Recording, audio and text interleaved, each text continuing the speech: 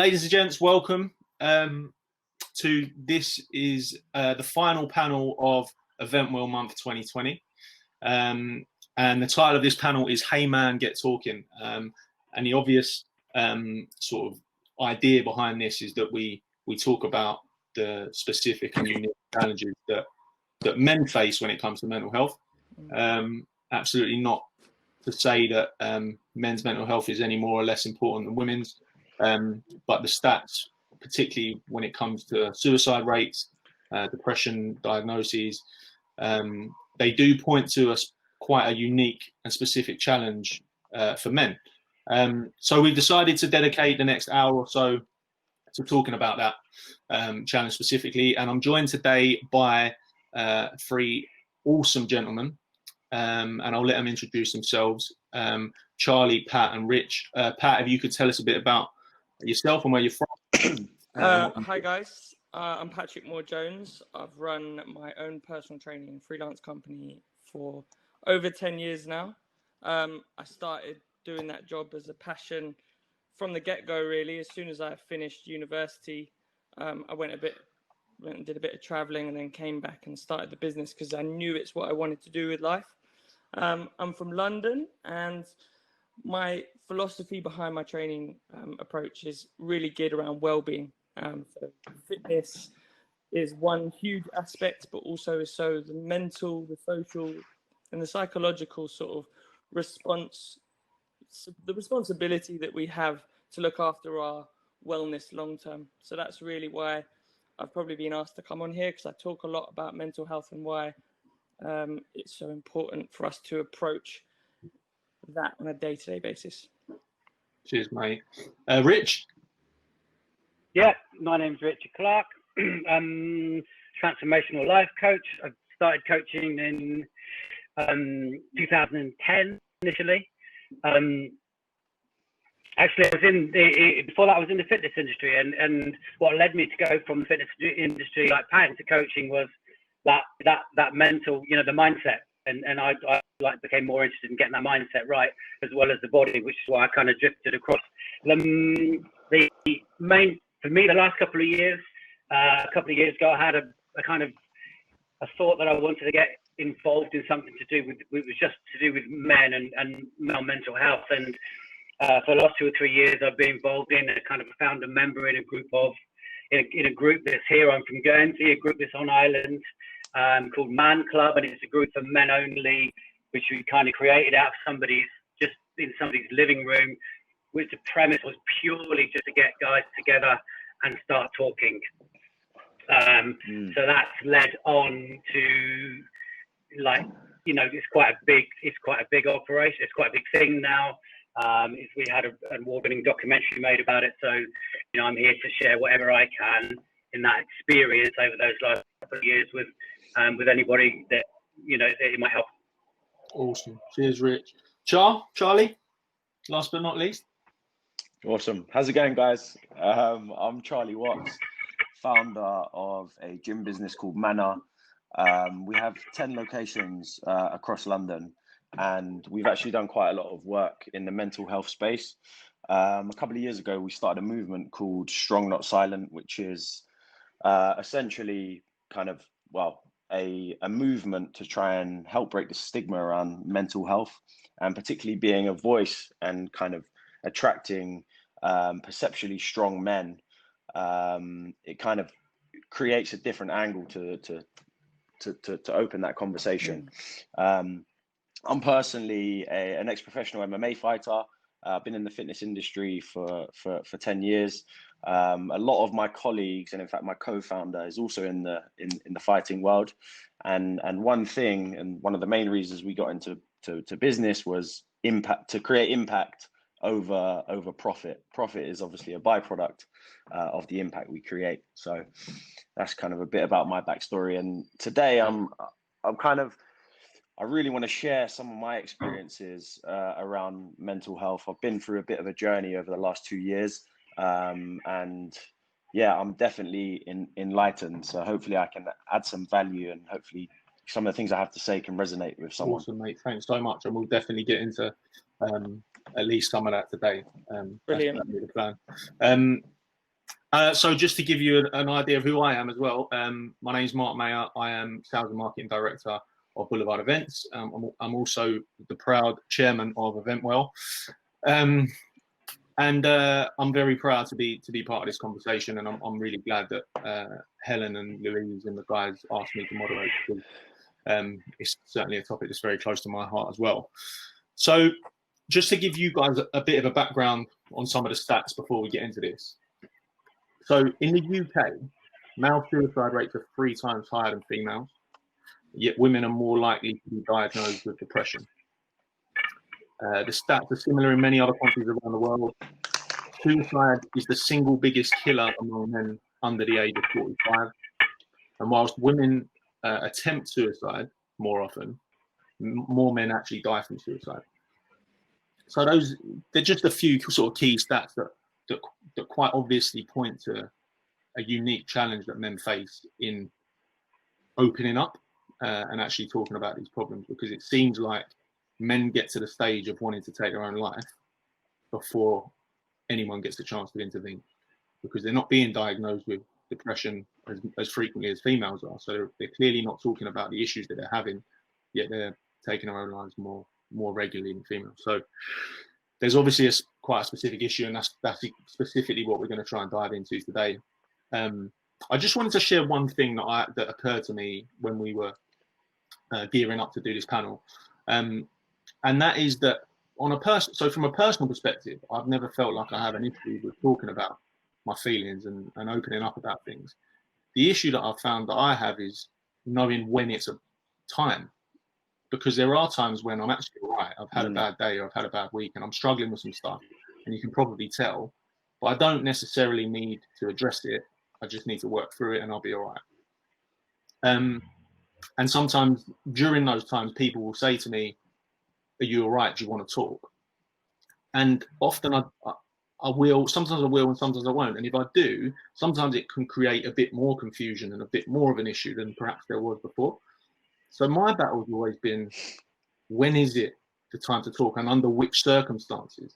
And I think the reason I think this panel is so important and so awesome is that the industry is saying, we're going to talk about it, and by talking about it, you're going to provide us with value by talking about your feelings. And I feel like under those circumstances, it's much easier for men to say, okay, I'm actually providing some value by coming out and talking about the troubles that I'm having, rather than it being like, do you want to talk about your feelings? Because as soon as someone says to you, do you want to talk? You're like, yeah, all right, I'll open up if you want. But it feels like it's not on your terms. It feels like you're doing it because someone's sort of noticed that you might have an issue. So I just wanted to share that. I just wanted to say that that's why I feel like this panel is quite important. And I won't hog any more of the limelight, because we brought 3 absolute legends into talk to you guys today. So Charlie, I'm going to just come to you first. Obviously, like, I can tell that you're super keen and super passionate about this topic. And I just wanted to ask you, like, why do you think that men are so reluctant to speak up in general? And obviously, please share some of your experiences as well. Yeah, it's that. No, for sure. And it was really interesting kind of hearing your take on things, particularly that you feel quite open to share your emotions, because that's always something that I've kind of struggled with. And it's something that I've really worked on, particularly in the last couple of years. And I have a very limited kind of emotional bandwidth and emotional IQ. But it sounds like you're kind of completely the opposite. And I think sharing some of my personal experiences, kind of the way I've been programmed because of the men around me in my life, they've never really been that open in terms of, you know, their emotions and the way they feel. And that's had an effect on me. And I think generationally, you know, the generation above us, our fathers, our grandfathers, that was the case in a lot of cases. And the kind of conception of being a man is that we are strong and we show strength in the face of adversity, and, you know, sharing our problems is a bit of a weakness. And because of this, our kind of pride tells us it's almost shameful to speak up. But as we all know, that's kind of in fact bullshit. And so being open with our emotions, kind of particularly in a masculine environment, we feel like it could be frowned upon. And as I said, it certainly wasn't encouraged by any of the men in my family. And that's probably the case for a lot of men, you know, our age and in general. And I'll kind of give you an example of this and how it's affected me personally. Particularly kind of my previous relationship. So I'm actually 30. I'm now divorced. And you know, for whatever reason, that relationship didn't work out. But when it happened during the time, I almost felt ashamed of it. And if this is the case, and it means that you can't fully accept your problem. And I've been kind of doing therapy for quite a while now. And I had a therapy session yesterday. I spoke to you after it, Mark.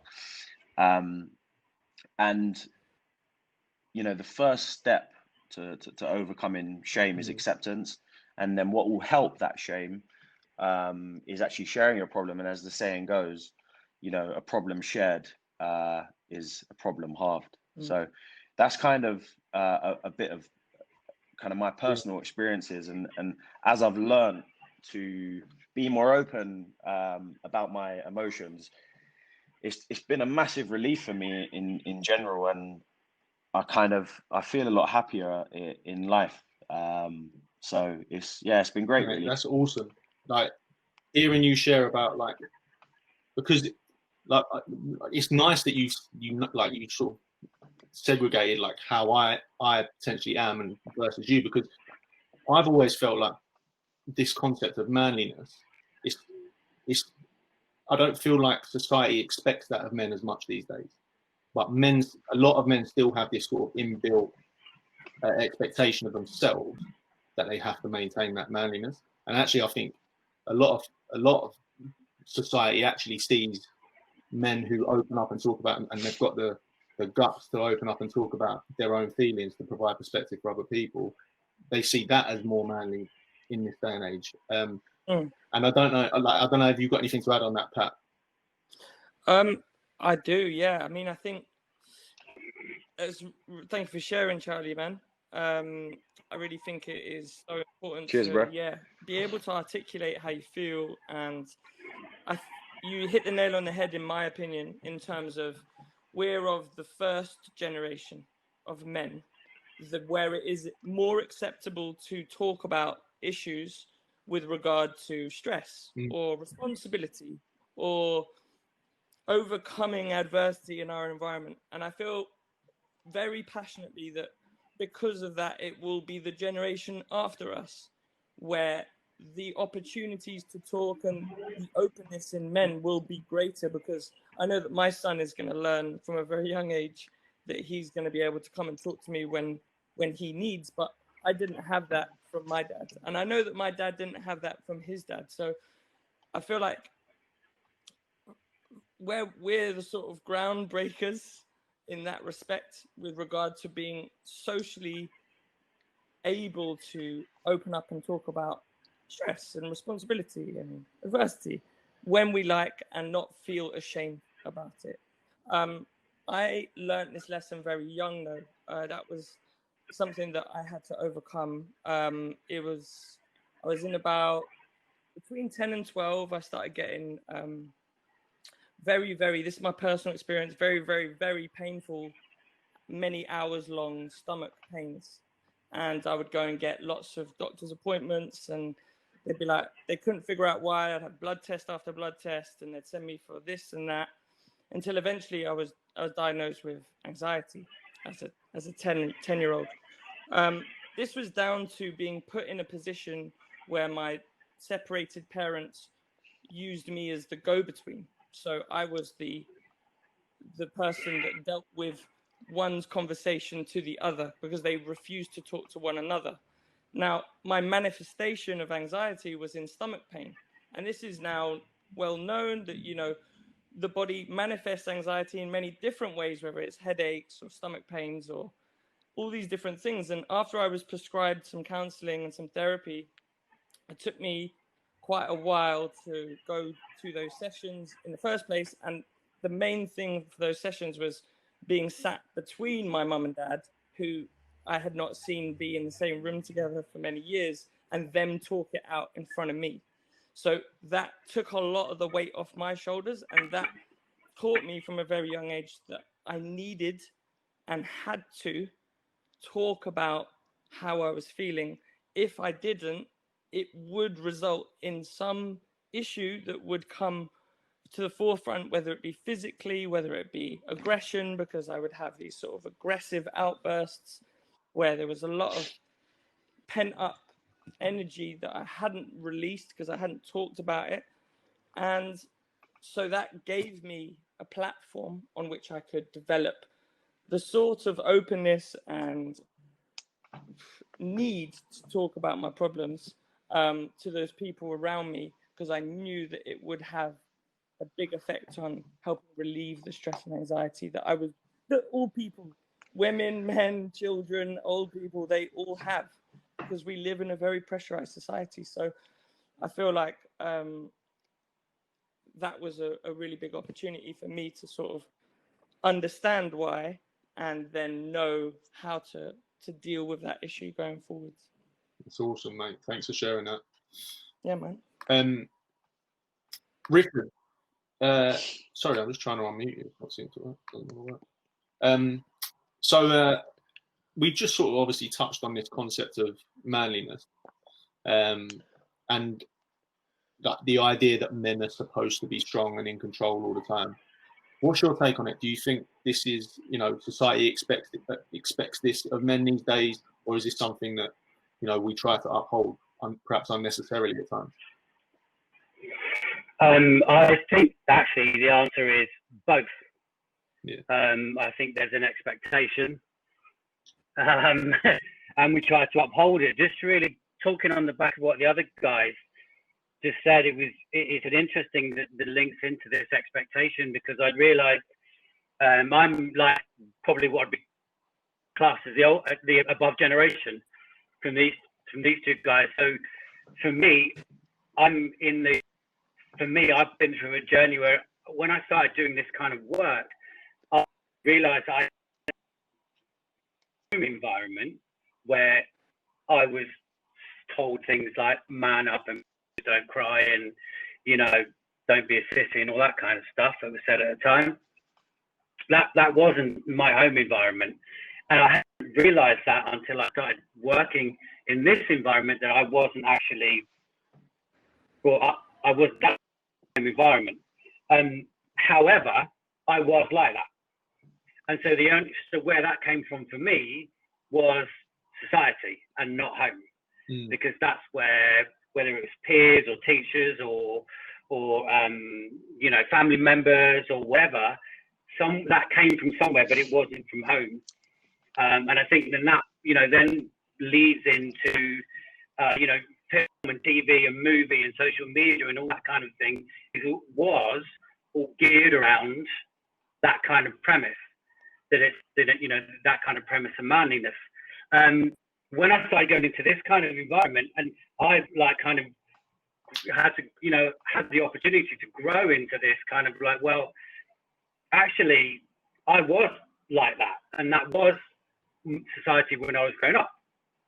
And so I learned, and I'd had it from like, you know, over and over again, like from girlfriends in the past, like you're just closed, like I can't access you. There's nothing there, like you're emotionally, you just can't talk about it. And for me, it was just normal. Like I was just being, I think like I'm open and loving and caring, but you hear the same thing over and over again, and you think, well, hold on a minute, well, you know, at least somebody's got to be right. One of these people's got to be right. And so for me, that was about looking to myself and realize actually I am quite close. And where does that come from? It's not from my family. And I think there's a lot of, you know, there is a level of, it is in society. It's not just with family. We take our cues from peers, superheroes, TV. You know, we take our cues from everything when we're growing up. It doesn't, you know, but as bringing my generation brought us into this kind of like, oh, this manliness that you need to kind of uphold. But I agree with the other guys. I think that from what I've seen and stuff that I've been working with, that's going away. For me, going into talking about it and letting things out and just talking, being around a group of other guys and talking has been like liberating. And I'm surrounded by a group of guys that we all talk, you know, get our stuff out, get our shit out when we need to. And you know, for me, when I was growing up, talking was done after 10 pints, and after 10 pints only, you know, and that was it. You're like in the pub, and it wasn't mentioned again in the morning, because that was just like, that's what happened at the time. So to see this like transition now into people just talking, you know, guys talking openly, is like, it's amazing. Yeah, completely agree. As you were talking there, I was just thinking about my day today, and I've actually had a really anxious day. I've not been like feeling great all day.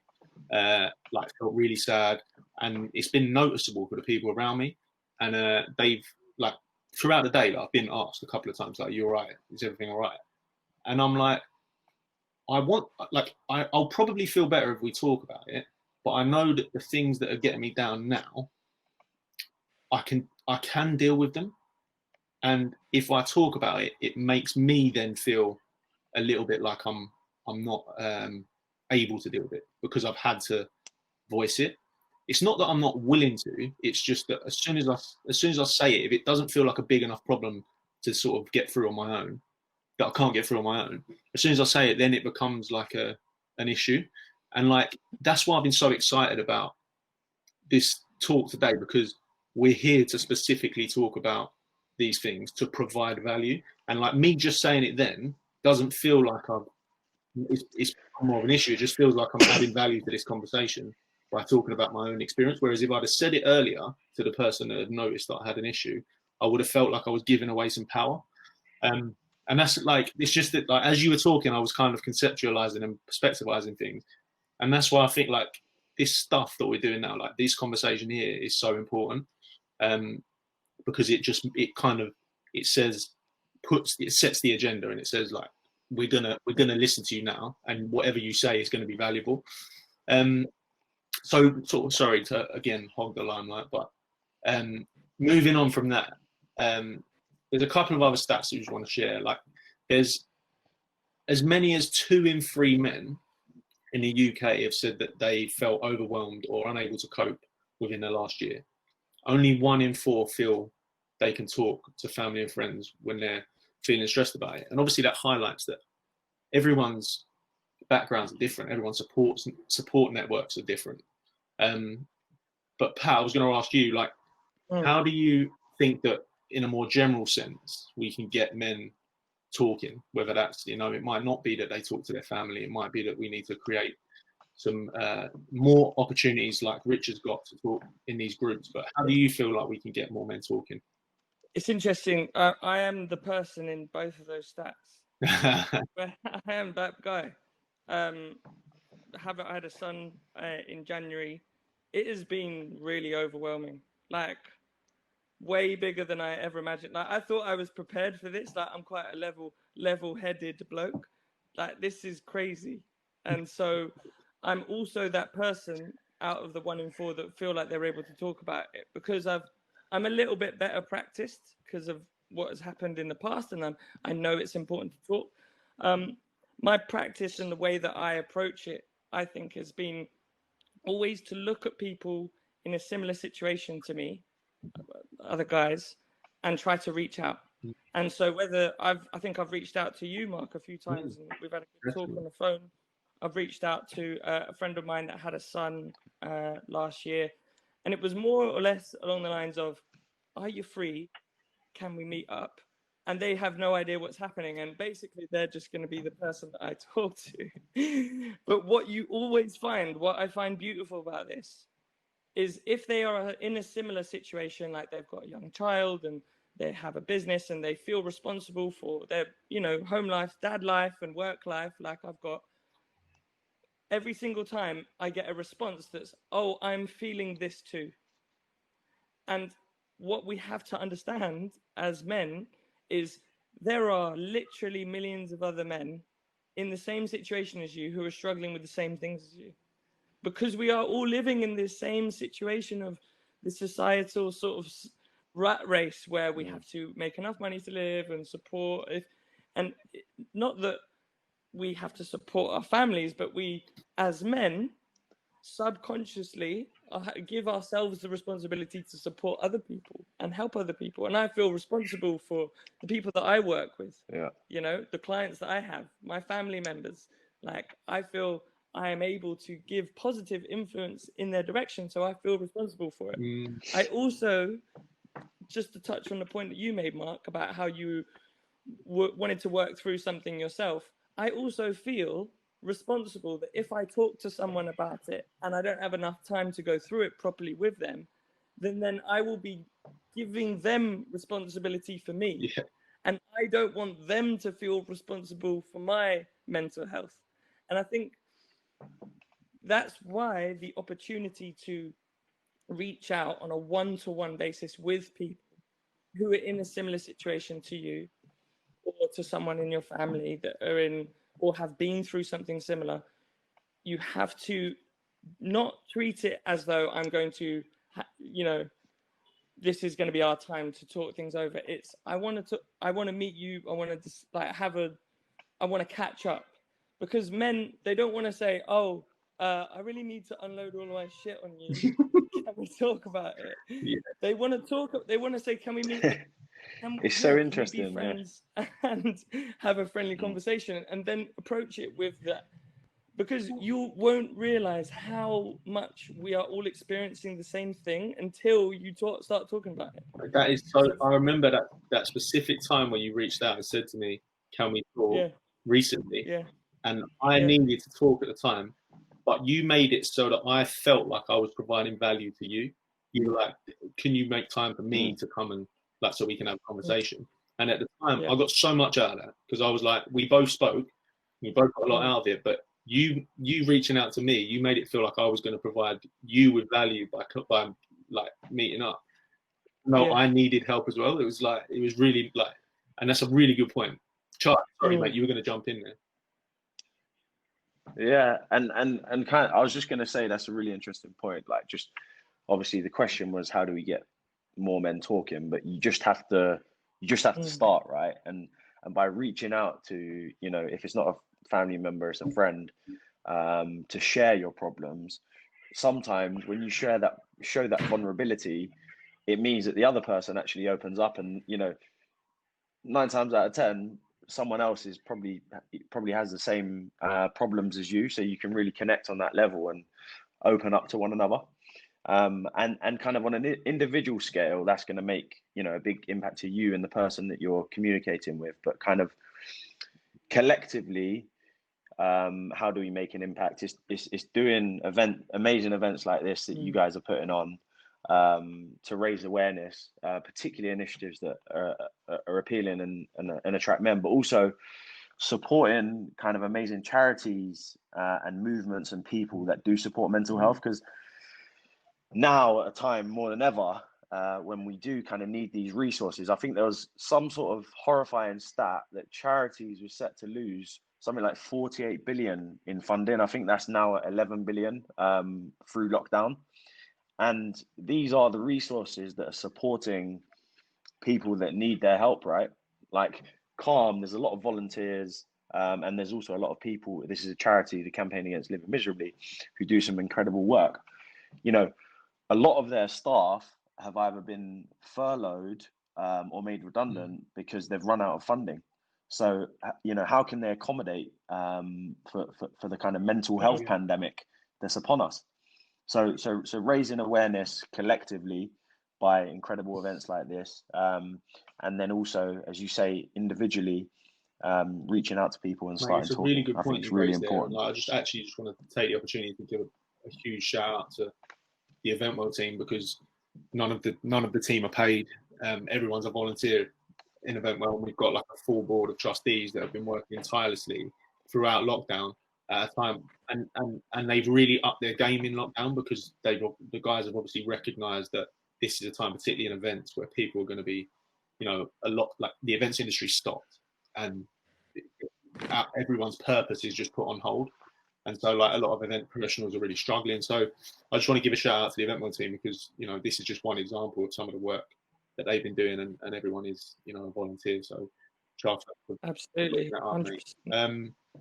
Rich, Yeah. I was just going to move on to slightly change the subject a little bit, and just talk about, you know, what we mentioned at the start, whereby, you know, a lot of men are getting to the point of suicide before anyone can get to them. And, you know, we've touched on a lot of sort of, you know, similar content already, but why do you think men reach that point without anyone knowing? And, you know, how do we prevent them getting that far? I went through as my own personal kind of desire to understand, because within the stuff I've been doing for the past couple of years, there's been within our group, there's been suicide within our group, and people had attempted suicide and in various different ways. And so, from my deeper understanding, my learning and talking to people, I was like, okay, to every person, the people that come into the group and talking about it, I said to them, like, what could have changed in your life? Like, what could have changed before you got? Because, like, getting to suicide, right? Suicide is the last point. It's not like, from my understanding, you don't wake up in the morning and go, bam, today's the day. It's a build-up of event. You get to the point where you feel like, okay, you can't, you know, there's nothing more that you can do. And so when I asked these guys, and they all said exactly the same thing. I just wish I'd spoken to somebody.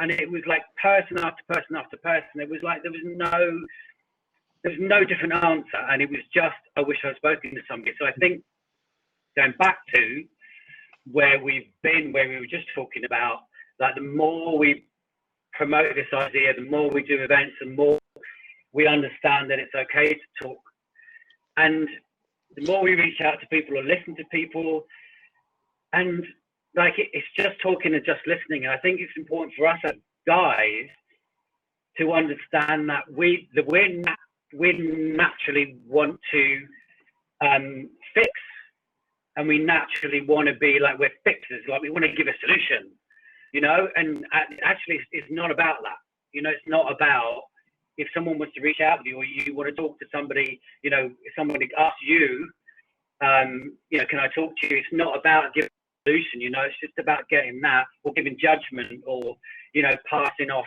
you know, whatever your own thought is. It's just about creating and making space and saying, yeah, you know, I'm here if you want to talk, and it's just going to be, you know, between us, and I won't tell anybody if you don't want me to, and I'm not going to judge you. And if me at the end, if you've got any ideas, I'll give you my ideas, but if you don't ask me, I won't give you my ideas. I'm just here for you to talk, and I'm here for you, mate. That's it.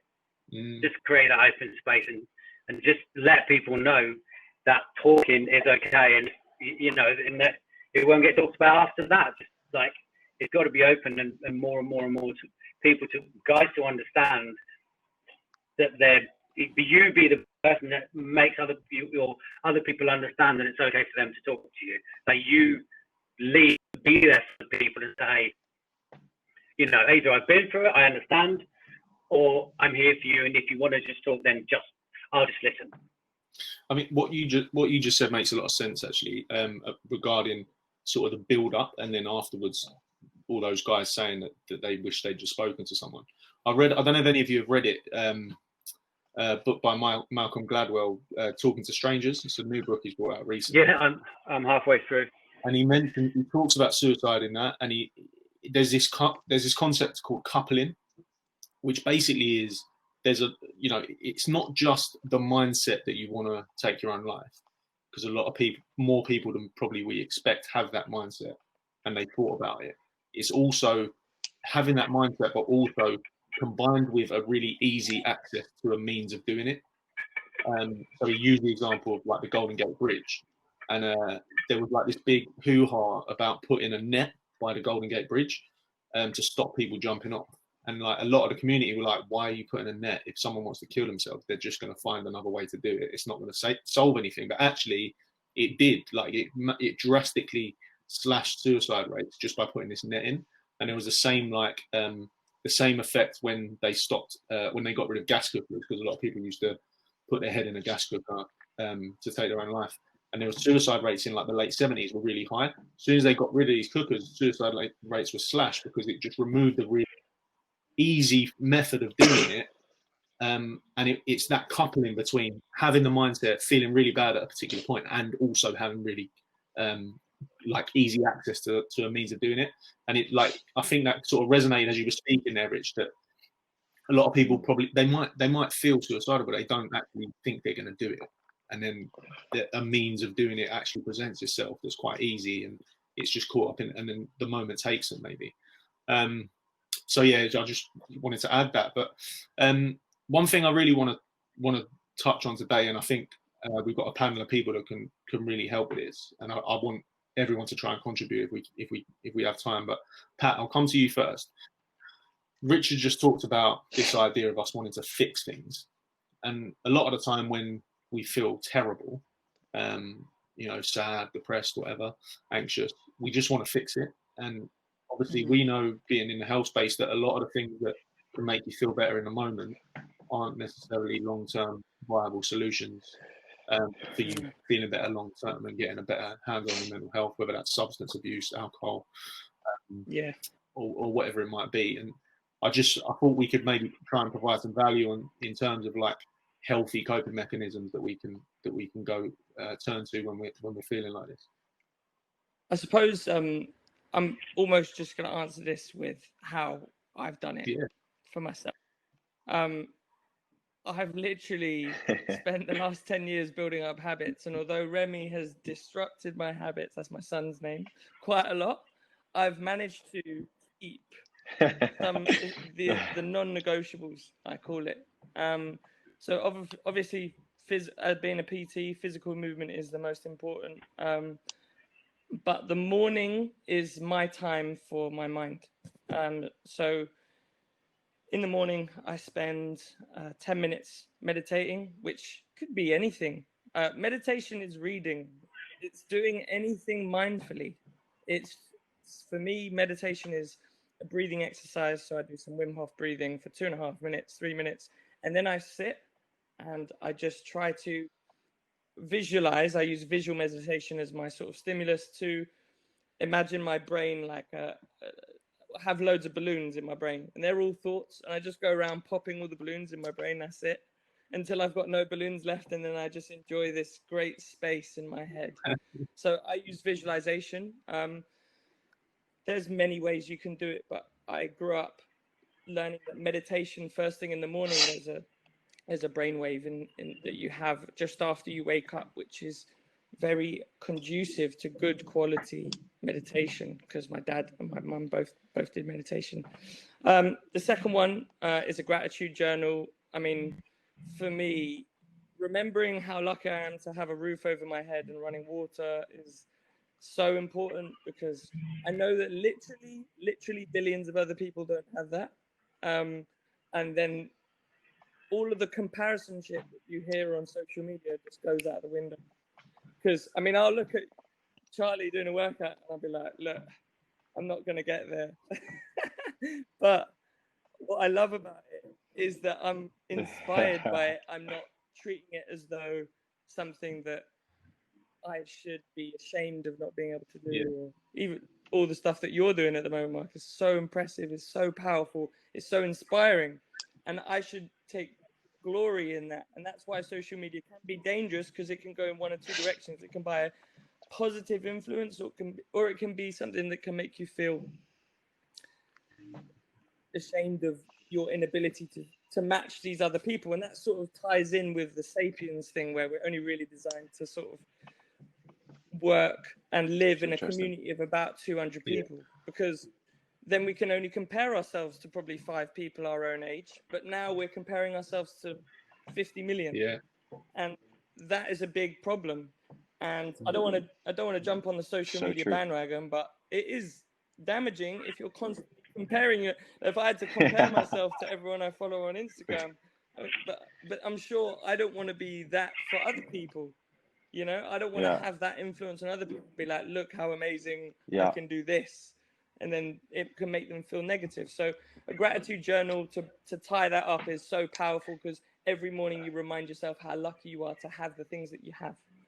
So my gratitude journal tomorrow will include being able to be on this conversation and talk about it, because so many men out there don't have that. No. And then pretty much, I mean, the Likewise. other thing is just a bit of stretching or a bit of exercise, but those are the basics. But the other two are the not. Yeah. Charlie, you got anything to add to that, mate? Okay. Yeah, I just want to say I totally agree with everything that you're saying, and you know, gratitude and mindfulness is so powerful, and it's something, you know, that I practice daily, and kind of just touching upon a point that you made, Mark, in terms of the idea of coping mechanisms, which is essentially a solution to a problem. I'm just talking from a personal perspective here, but generally, when there is a problem, you need a cure, and as the saying goes, prevention is better than a cure, right? And you certainly don't get a headache from the lack of paracetamol. So there are certain things I do to cope, quote unquote, but there are also certain things that I know I need to do to prevent me from manifesting certain emotional patterns and feelings, which will contribute to my, you know, physical and mental health. And they're kind of foundations, right? Just getting the foundations right for me. And those kind of three things are rest, or the lack of. For me personally, like not getting a good night's kip creates massive hormonal imbalances, and honestly, it affects my emotional state so negatively. And I just feel so down. If I have like 5 hours sleep, I feel so shit. And I've learned to recognize that. And you know, when I am having a shit day because I've had a bad night's sleep, I'm like, look, I'm only one good sleep away from a better mood. And then of course, like nutrition, you are what you eat. Nutritious food with high energetic qualities that are healthy and sustainable source will equate to a better physical and mental state. That's a fact, a scientific fact, right? 100%. So be mindful to what you consume, and then movement, man. Tony Robbins, who I'm a big fan of, has a saying: motion creates emotion, right? And that's movement on every level, right? Even if you're walking down the road with a good posture, you know, breathing, you feel better than if you're sitting down slumped on a chair. So exercise and movement contributes hugely to my health. But kind of in this scheme of coping mechanisms, I also use it as a way to blow off steam, because it always makes me feel good after a good old sleep. To add to that, mate? I do. I mean, I agree with all the guys. I do the you know, for me, it's meditation or mindfulness, or you know, like Pat said, meditation can be anything. So like, listen to what the guy said. You kind of like. Again, I'll just relate back to like Man Club. We like, what could we do for, you know, what are we going to do for guys? What might help? We started, and this, I'm not suggesting do this, but it's just that we started like an early morning swimming group. And what we found is that just getting people out and about is what changed people's state in the morning. So it was really profound effect of people out and about, being out and about. So, and that just like some kind of fresh air, if you can do it in the morning, do it in the morning, but some kind of movement. But I think there's two things I really want to add, because like the other guys have said, you know, you can do like exercise, meditation, right diet, sleep, all those kind of things, reading, journaling, those things are all like fantastic coping mechanisms. What I've kind of learned on my journey is there's a couple of things like you can to do and things not to do. So one of the things not to do, I would say, is don't wake up and pick up your phone in the morning, because you will see something on your phone that like gets in your head. Like, winds you up, just due to somebody else, makes you start your day shit. So the thing first not to do, don't pick up your phone. The thing to do is one of the things that, like a couple of the other guys have mentioned, but I just want to add something in that I've like this helped before, and that is something that's called the 2-minute rule. And that is to make these things easy access. It's a mind trick of just saying, I'm just going to do this for 2 minutes. That's all I'm going to do. It's like just 2 minutes. And you know, if you get out of bed and you put your trainers on, you think I'm going to go for a walk. Well, I'm only going to go for 2 minutes, right? But you know, the more you go 2 minutes, once you've got to 2 minutes, even if you go for 2 minutes 5, 10 times in a row, at some point you're going to go, well, I'm out now, so I might just do a little bit more. Or I'm journaling for 2 minutes. Actually, I've got a bit more to write. Or I've sat in meditation for 2 minutes. I think I could do a little bit more. So like the access to is about making it real soft and real easy. Yeah. Reading in a book about a monk that shares like he teaches meditation, and his access is, he's like, I'm the laziest meditation teacher in the world, because he starts off with, you have to do 1 mindful breath per day. That's where he starts. So he starts even less. He starts with like 1 mindful breath, and then you take it from there. So it's about ease of access. So you're not saying, oh, I'm going to go for 10 minutes, 20 minutes meditation, an hour's journaling, 20 minutes journaling, because somebody else said that was what they do. No, like just do what is the easy access for you, and then start to build on your coping mechanisms really easily to build little increments and little positive habits. And then from now, in 3 months' time or a year's time, your 2 minutes today, you will be miles away. That's awesome, Rich. Thanks so much for that. And I actually thought of one thing I wanted to add to all 3 of your sign-offs. So I'll try and do that without. If I can do it, I'll be impressed with myself, because it's difficult to piece them all together. But one thing to add to you, Rich, is you mentioned like bite-sized chunks and making things really accessible. There's a really awesome book, and I'm sure a couple of you at least have probably read it, by James Clear, called Atomic Habits, and it really breaks that stuff down. And makes it like it just becomes so clear in your head the way that he's structured that book. I found really powerful for myself, and I would consider myself someone that's got a decent handle on habit forming, and I've done it a lot over the years, and I found a lot of value from that book, despite the fact that I've already felt like I knew it all before I read it. So it's a great book. Charlie, you said something that stood out to me about diet being directly linked to your mental health as well as your physical health. And you were like, it's a scientific fact. It 100% is a scientific fact. 90% of the happiness hormone serotonin is made in the gut. So like, it's not made in your brain, it's made in your digestive tract. So, which is where your food goes as soon as you eat it. So your food directly impacts your production of serotonin. Serotonin has 2 roles in the body. One is to create feelings of happiness and well-being in the brain, and its function in the digestive tract is to help you digest your food. So this is why colitis and Crohn's disease are so regularly linked to depression and anxiety. Like people that suffer from Crohn's and colitis often develop anxiety and depression, and they're prescribed SSRIs or antidepressants to sort of combat that. And this is why, your digestive tract is so massively linked to your brain through that hormone. So I just wanted to add that to your point. And then Pat, what you were talking about in terms of gratitude and happiness. So like the way I categorize these things is I categorize them in 3 and in 3 C's. And I learned this from a guy called Dr. Robert Lustig. The first C is coping, i.e. all the things that we just discussed together: diet, nutrition, exercise, movement. Charlie, you were talking about like a preemptive approach rather than like calling it coping. But when we say the word coping, basically we mean all the things that we can engage in to improve our physical and mental health. The other thing is contribution. So like having a purpose every day, like waking up and feeling like you have something to do, so contribute to something. So like what we've just done, we feel like we've just contributed to a wider purpose. Like that's going to make us feel happy. That's going to produce serotonin. And then the third one is connection. So like connecting with other human beings. Again, we've just done it.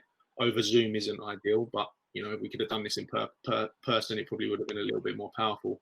But for me, like categorizing it in those three C's, if we can focus on them as like an umbrella and try and do things every day that fall into those three brackets, we'll find that we're producing a lot more serotonin, which is like, you know, that is in itself, biologically, that is what we describe as happiness, like our levels of serotonin, right? Yeah.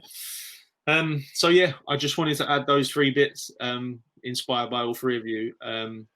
And there's not much else to do, but just to thank you all for coming along. Boys, I'm absolutely buzzing off of that. I really enjoyed it.